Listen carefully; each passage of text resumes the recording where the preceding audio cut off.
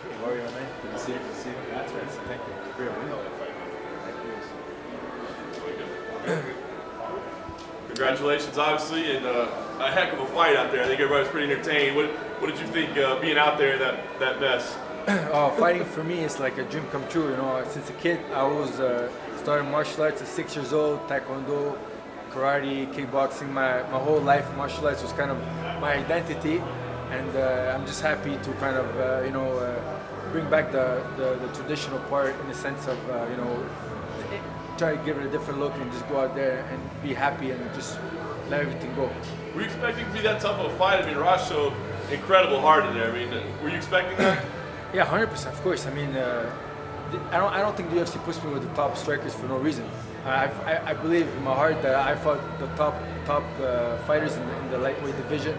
I mean, relatively, I'm not the biggest guy in the division, but I always try to hold my ground. I always try to give the fans excitement. I purposely do it on purpose to not to put myself in danger zones and just to make it exciting. There was a moment sort of near the end of the fight where it looked like he stumbled and you signaled to the ref. What was going on there? The third round, in my head, when I was throwing him, like I was always careful because any small 4-ounce gloves, anything can happen. Any little clip, in the past, sometimes a distraction, like I'm in the cage, and a thought enters my head, and it will distract me, and I'll get clipped. This is the thing that people don't know, the general public, that in that cage, you have to have an empty mind because any little distraction, any little thought, it could be any little feeling or thought can distract you, and boom, you're knocked out. It happened to me already, and it's a learning experience. So I really try to stay in the present moment as much as I can, focused on my breathing, and I saw him taking shots after shots after shots, and and I felt bad for the guy. I really felt bad. And I looked at the clock, 30 seconds left, and I looked at the referee. You know what I mean? Like I really didn't want to hit him no more, but I had no choice. Or because he was going to hurt me. Normally when you fight in Canada, you seem to get finishes. Shane Campbell comes to mind, the other finish you had in Toronto a few years ago. This was a war. Did you want that in your resume to have like a nice, all-out back-and-forth fight where you really, took out a really savvy veteran in Ross Pearson? Well, that's the thing, fighting is so unpredictable. This is why we have, as fighters, we have the unknown, the anxiety, the stress, because we don't. I mean, I consider myself a smart fighter. I consider myself a defensive fighter who takes his time, but also I had to put myself in a very uncomfortable situation today, because today people saw the maturity of John Makdessi. I'm more mature. I'm 33. Unfortunately, it took me some time. It took me 8 years to grow. You know what I mean? Like, it's not easy to figure things out. I don't come from a fighting family. I had a lot of trial and error. I'm a very emotional guy. I'm a very into thought. I reflect a lot. Like, I'm very, I'm a very complex creature. Sure. That being said,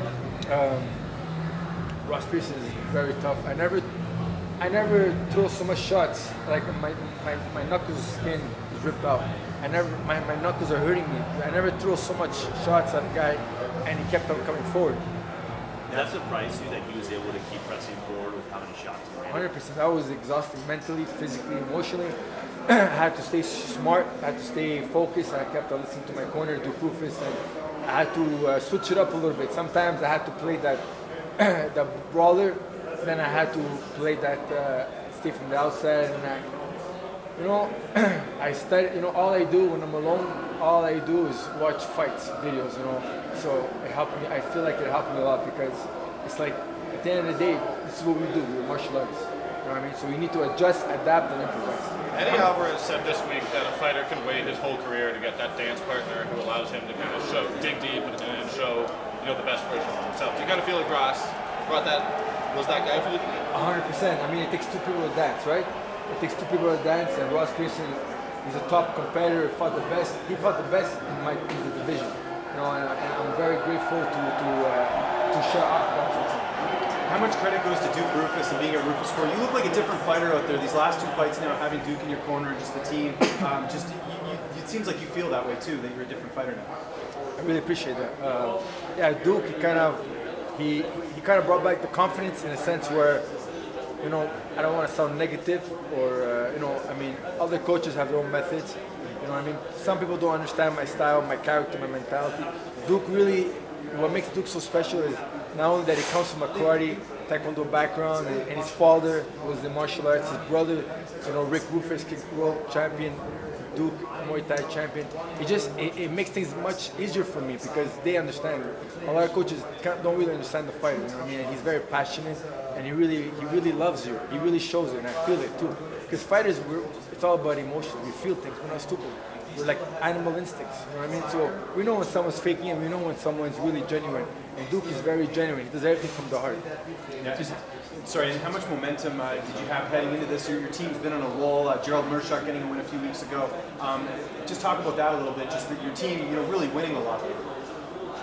What I love about Milwaukee, Wisconsin, Duke Rufus, especially his camp, the Rufus Sports, it's small, it's quality, it's family-oriented, it's structured, and fighters, we need structure. We need, MMA is chaotic. You know, I mean, I come from a traditional martial arts where you have one teacher, and you have under the teacher, you have coaches, and you have a team. Everything's structured, and that's what I like about it. You spoke about having done this for a while. You got a couple of wins strung together. And I've had it's your first fight this year. I think you had the one last year. What's next? Are you looking to get back soon, or? Well, for me, it's all about being smart, being healthy. I want quality fights. It's not about the quantity; it's about the quality. So I want the fights that make sense. Like in the past, I would fight a guy who's a big name, and then they'll give me a newcomer. You know what I mean? For me, I'm 33 years old now. I want to get to the title contention by 35. I want to fight the guys who get me to the top 10. You know what I mean? I don't want to fight no more newcoming guys. I deserve, you know, I proved to the UFC that not only that I'm willing to die out there. You know, I put my heart into this. I dedicate my whole life to martial arts and the fighting and to entertain in the entertainment business. I just want the fights that make sense and to get me to the title contention. Do you want to fight in Toronto next? That card in December. It's coming up on December 8th. Is that something that would interest you? I heard they're going to New Brunswick. Yo, that Moncton, of course. Yeah, that'd be amazing. Yeah, why not? You're born there, right? I want to bring back the UFC to Canada. You know, I mean, I believe that I'm the most exciting Canadian fighter out there. Thanks, John. Thank you, guys.